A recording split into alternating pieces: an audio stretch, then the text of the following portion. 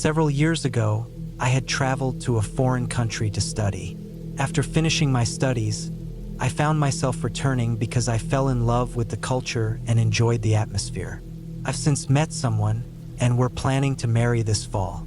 However, last week something happened that caused significant tension in my relationship. It all started when a friend of mine contacted me on Skype. He was American, but had moved abroad to start a new life. He was a few years older than me, had traveled all over, and had 2 children. We were casually chatting when he suddenly brought up a famous forest. Most people know about it, and if you don't, you can look it up because I'm not going to explain it here. He offered me $500 if I would camp there alone for 2 nights. My fiancée, who is a local, was completely against the idea. She warned me about all the terrible stories. People going in and never coming out, being haunted by spirits, and other unsettling tales. I laughed it off, saying I wasn't scared of a forest, and accepted the challenge. The day I left, she pleaded with me not to go, but I did anyway. I wanted to prove to her there was nothing to fear, and of course I also wanted the money, and maybe a little adventure. When I arrived at the forest, I immediately sensed something eerie. Although it was stunningly beautiful, there was a strange, intimidating atmosphere. The trees were impossibly dense, unlike anything I had seen before. As soon as I stepped inside, I was overwhelmed by the place. Felt like a different world. I could hear the sounds of insects and animals, as well as other people walking nearby. The temperature also dropped dramatically. I wouldn't admit it to anyone, but I was scared. I kept reminding myself it was just a forest and pressed on. Eventually, I found a flat and secluded spot to set up camp. It was about 7 p.m., and the first night began. I struggled to sleep, jumping at every sound around me. I didn't know what animals lived there, and with the forest's reputation, I couldn't help but worry about who or what might be sharing the woods with me. I woke up the next morning feeling exhausted and groggy. Part of me wanted to pack up and leave, but I decided to explore the base of a nearby mountain instead. As I wandered through the forest, I took photos to prove to my friend that I'd actually gone through with it. I captured some beautiful shots of wildlife and trees, but halfway through my hike, I put the camera away. I then heard a woman crying not far from where I was. I walked toward the sound to see if I could help. When I found her, she was a young woman in her 20s, kneeling beside an older woman who was holding her close. They were both on the ground in front of a body. It was heartbreaking. The older woman made eye contact with me, and we shared a brief, silent moment. I nodded to her, trying to convey that I understood her pain. I assumed the body was a family member, perhaps her father or brother. I didn't get a good look, nor did I want to. I walked away, but the image stayed with me, haunting my thoughts as I continued my journey. Later, I sat under a tree to reflect. I thought about my life, my fiancé, my friend, and the foolish challenge I had accepted. After about 20 minutes, I made the decision to leave the forest. Let me explain why. When I entered the forest, I knew its reputation. People spoke of it as a place filled with fear and darkness. And while it certainly had a spooky atmosphere, I realized I had been looking at it all wrong. This wasn't just a place for scares or thrills.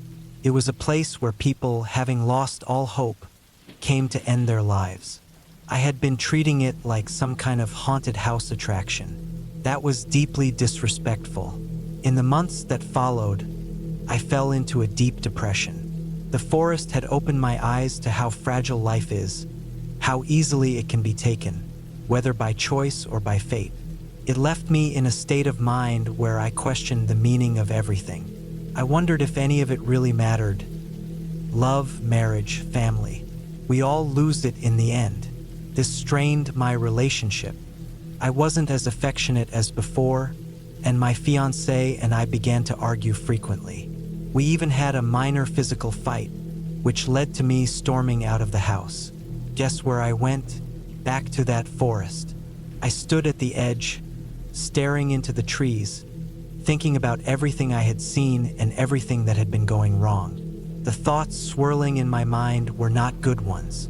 But as I stood there, I remembered the young woman and her mother. Despite the pain she was feeling, the mother had remained strong. That strength stayed with me, and I decided to go back home. When I returned, I broke down and told my fiancé everything. I eventually went on antidepressants, and fortunately, they've helped me a lot. It's been almost a year, and I'm thinking about reducing the dosage since I haven't had any depressive episodes in a while. So yes, I went back to the forest. But before you ask, no, I didn't see any ghosts or hear any phantom voices. Maybe it's because I wasn't looking for them. Maybe they weren't there at all. I don't know, and frankly, I don't care. The point I want to make is this: if you ever decide to visit that forest, be clear about your reasons. If you're just looking for a cheap thrill, stay home. Calling it one of the scariest places to visit is like advertising a graveyard as a ride at a carnival. I know this post might not fit the usual horror story style, but I needed to share my experience. What I saw in that forest was far more terrifying than any ghost. It was the reality of mortality, of loss, and the pain that comes with it. Please think carefully before you go.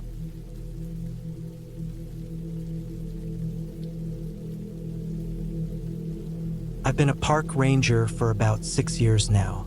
I don't think it's necessary to reveal where exactly I work, so please don't ask.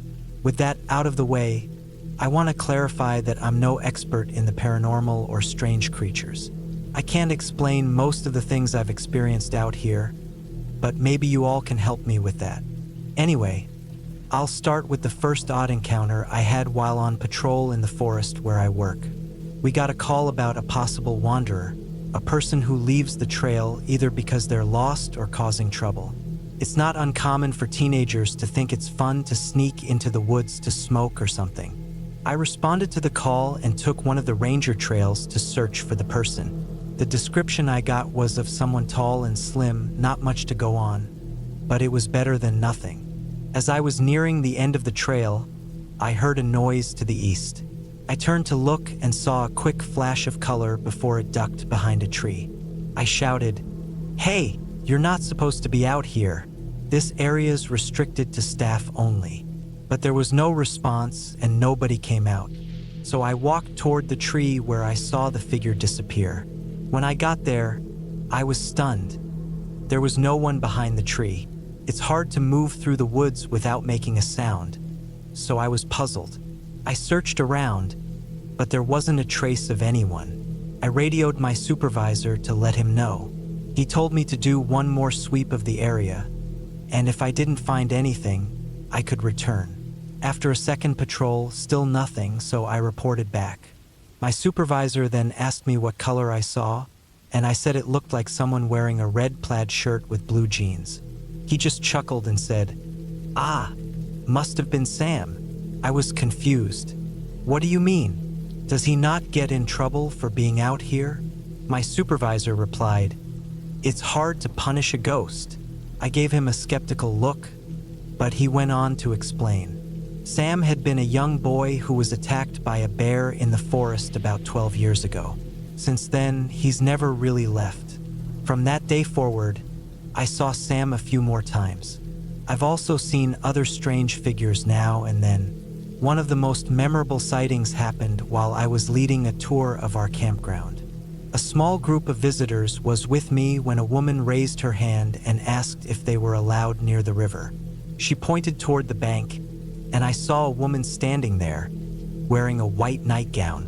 I said, "Yes, but anyone who can't swim or isn't an adult needs to wear a life jacket. Swimming is also off limits since the current is strong, but we insist on life jackets for safety." I called out to the woman by the river, "Ma'am, can you please come back to the group? It's not safe down there." She turned to face me, and when she did, I felt the blood drain from my face. Her eyes were just black, empty pits. A few people in the group gasped, and some of the kids clung to their parents in fear. I looked back at the group, They were staring at me for an explanation. I didn't have one. When I looked back at the river, the woman was gone. We continued the tour after that, but there was a heavy sense of unease in the air. Whenever people hear about my job, they often ask if I believe in Bigfoot. My short answer is no, I don't. But the longer answer is that there are other things out there, things much scarier than Bigfoot. Here's a story about one of them. This will be my last story since it might give away clues about where I work, and I don't want people coming here just because of these stories. The real reason to visit is to appreciate the beauty of nature.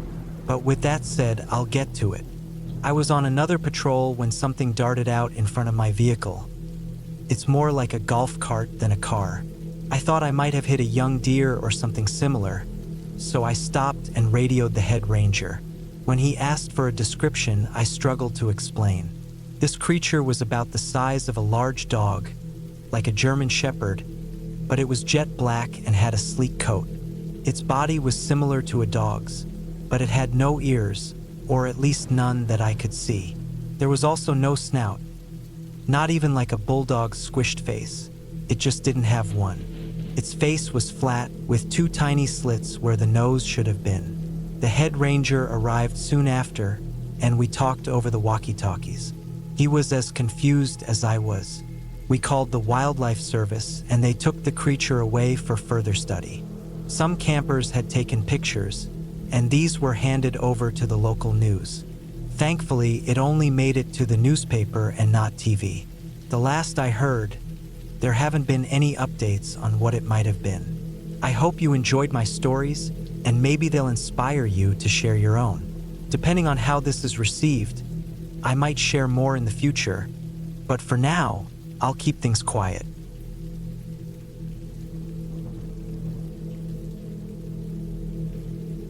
When I was a child, I spent a lot of time at my grandparents' home because both of my parents frequently had to travel for work. As a result, I was often dropped off at their place. It wasn't as bad as some might think. This was back in the days of slow internet connections, so complaining about not having Wi-Fi wasn't even a thing. Kids like me spent a lot of time playing outside. Surprising, I know. This particular memory happened when I was around 8 years old, during the holiday season. My grandparents let me open one gift early, without my parents knowing. I remember exactly what it was and how it made me feel. It was a brand new set of binoculars. I loved bird watching as a kid, and even now I still enjoy it. Though I had more time for it back then, my grandfather smiled and said, "I'll let you go into the woods to spot some animals, but don't go beyond the stream." Being young, I nodded, though I didn't really take his warning seriously. I set off into the woods behind my grandfather's house, which was huge. He owned all of it. I think my dad once told me it was about 8 acres. As a kid, I convinced myself I had explored all of it, though that was just my imagination running wild on this day, though my imagination wasn't at play. What I saw was very real, and I knew it by the way my grandparents reacted later. I had been in the forest for about 10 minutes, walking in a straight line, hoping to spot some animals. I saw a few cardinals and chickadees, but nothing extraordinary. Then I came across the stream.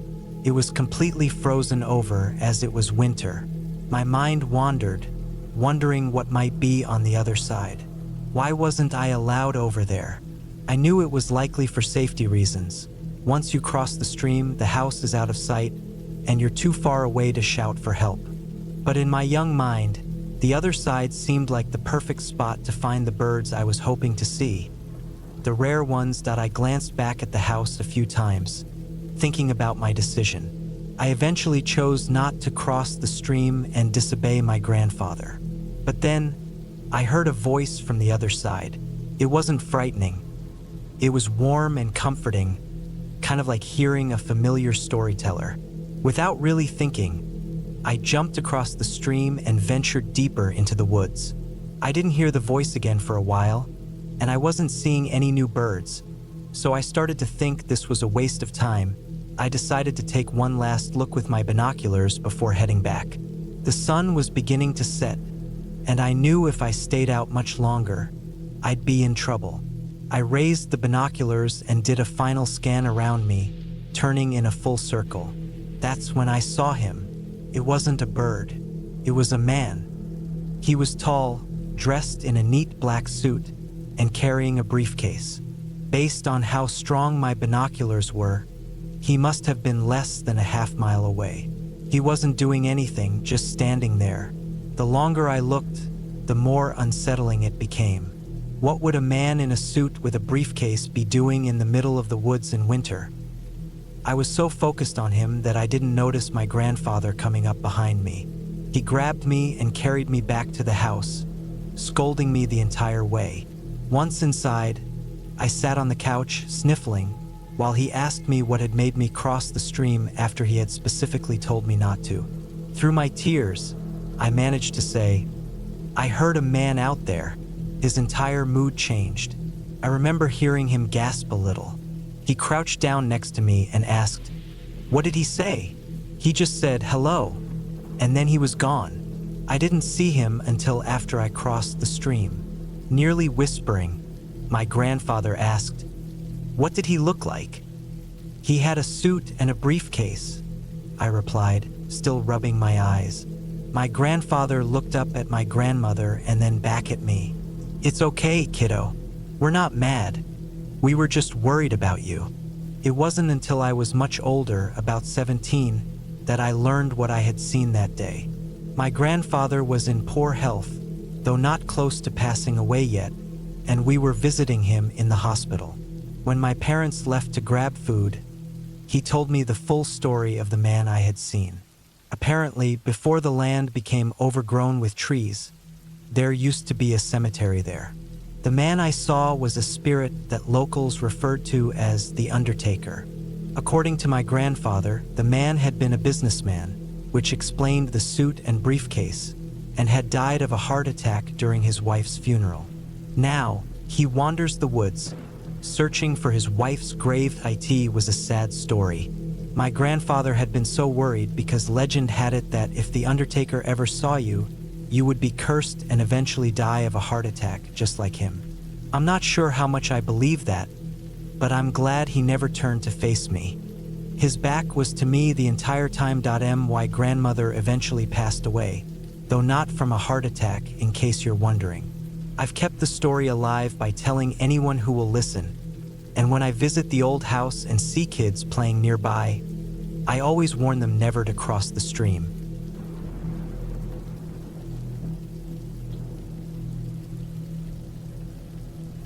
Every town has its myths, and mine was no different. Ours was about the kidnapper, which isn't exactly unique, but what can you do? Almost everything is a version of something else these days. What made this tale stand out was that there was a real place tied to it. The story went something like this. There was a man who lived in my town back in the 1930s. He was convicted of several cases of kidnapping and worse. Before he was executed, he swore he'd never leave, vowing to roam the woods, waiting for children who wandered too far from home. So, parents would warn their kids not to play in the forest, saying, "The kidnapper will find you." I believed it as a child, and so did most of us. But as I grew up, I realized it was nonsense. There was no way some guy from the 30s was hanging out in the woods. Still, the legend carried on. A few years ago, one of the kids from town disappeared. He's never been found, but his shoe turned up in an old drainage pipe in the woods. That drain wasn't far from where I lived. My friends and I used it as a meetup spot sometimes. We'd thought about exploring it, but never actually did. We'd just open the cover, take a quick peek, then shut it. A few weeks ago, I decided to stop talking about it and finally go down there. I knew no one could possibly live down there. It would be impossible. My friends were all busy, so I went alone. It was around 6 p.m. when I got to the drain. After some effort, I managed to remove the cover and carefully descended the ladder. The air wasn't as bad as I expected, but the place felt eerie.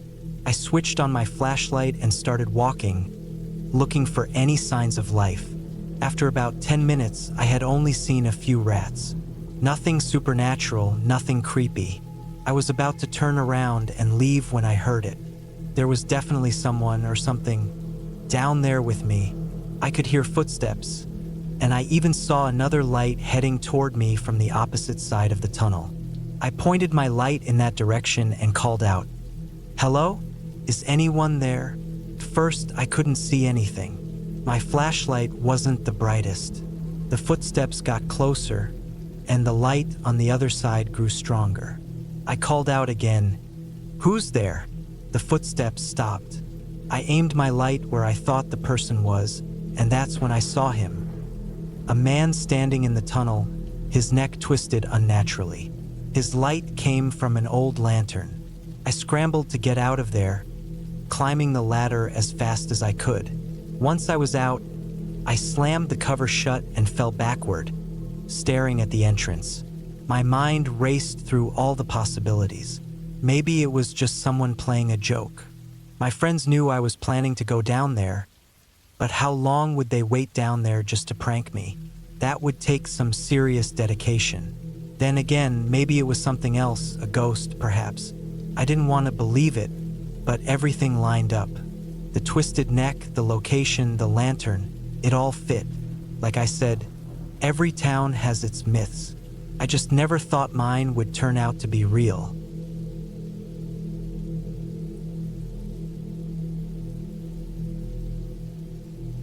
When I was 7, my parents enrolled me in a local outdoor adventure club.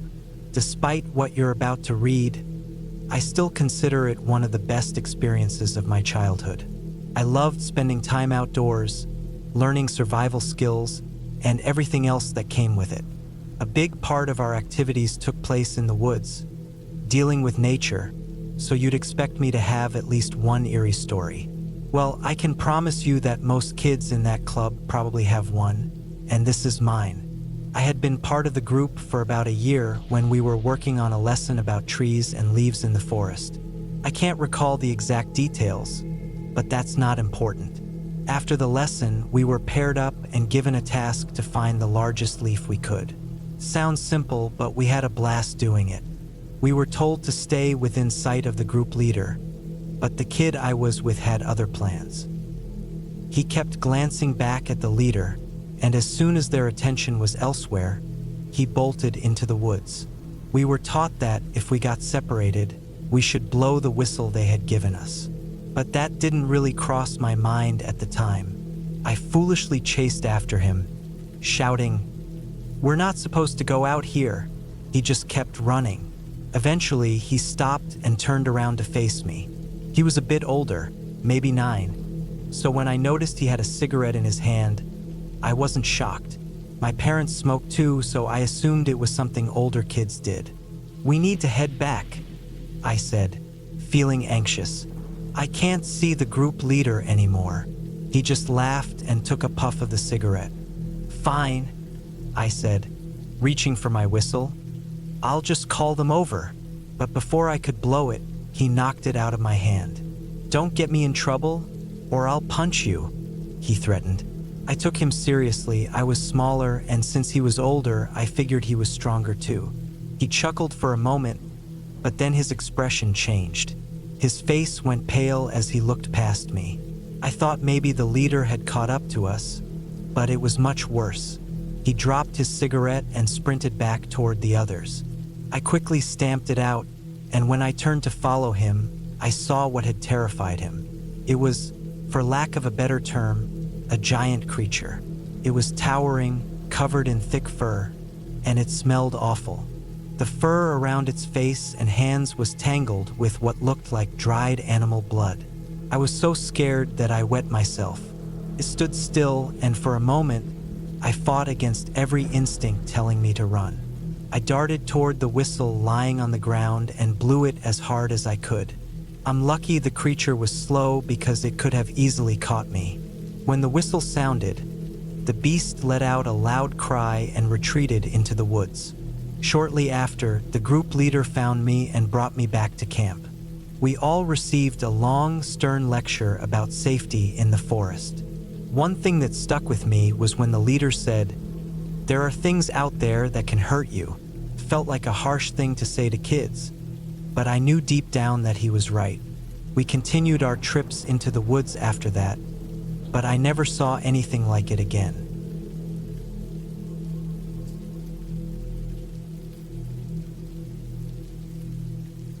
So, I'm not exactly sure how to begin this, but I guess I'll just come right out and say it.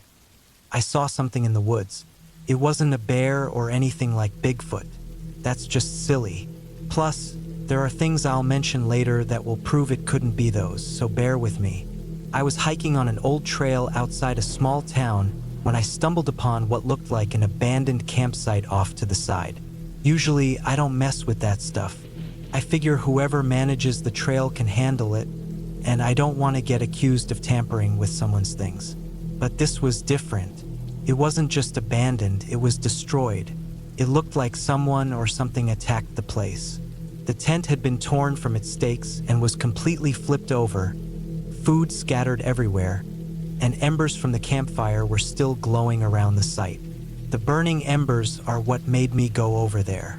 I didn't want one of them to catch a breeze and start a fire in the woods. So, I went over and carefully stomped out every last ember. After that, I decided to look around the area to see if anyone was nearby, maybe someone who had been camping there. I walked into the woods a bit, calling out to see if anyone needed help. That's when I made my first mistake. I hadn't gone more than 20 feet when I heard it. A deep, growling sound from somewhere in the forest. It wasn't like anything I'd ever heard before. It wasn't like a big dog, but it wasn't exactly a bear either. I didn't know what I was dealing with. Part of me wanted to turn around and head back, but another part thought maybe someone was out there who needed help, and I couldn't just leave them. So, I kept walking, trying to figure out where the sound was coming from, but it was impossible to pinpoint. Eventually, I told myself that whoever had left their camp must have gotten scared off and some animal had come through, tearing up the place to look for food. But that didn't answer everything. Most wild animals are afraid of fire, so how had the embers been scattered like that, almost as if they'd been kicked? That's when I decided this was getting way too eerie for me, and I turned back. At the time, I didn't realize the growling had stopped as I made my way back. It wasn't until I got back to the campsite that I heard it again and saw what was causing it. I stood at the edge of the trees, hoping it wouldn't notice me. This thing was huge. Imagine a bear standing on two legs, but completely hairless. That's how I knew it wasn't a bear. I'm pretty sure they don't shed all their fur, especially not like that. And this thing was walking, albeit awkwardly. It lurched around the campsite for a bit, probably looking for more food. When it didn't find any, it slowly disappeared back into the woods. I left right after that, heading straight home. Since then, I've tried to look up what it could have been, but I can't find anything that fits the description. I don't know if anyone else knows what it was. From memory, I can say it was definitely as big as a bear. It had to be some kind of animal, but not a person. It wasn't wearing clothes, but it didn't seem to have any obvious features like fur or visible anatomy either. Its ears were small and round, sitting on top of its head, and its face had a long, pointed snout. If anyone has any idea what this could have been, I'd really appreciate your help. It's been on my mind for a while, but I never asked about it because I was afraid people would laugh at me. Please, does anyone know what that thing was?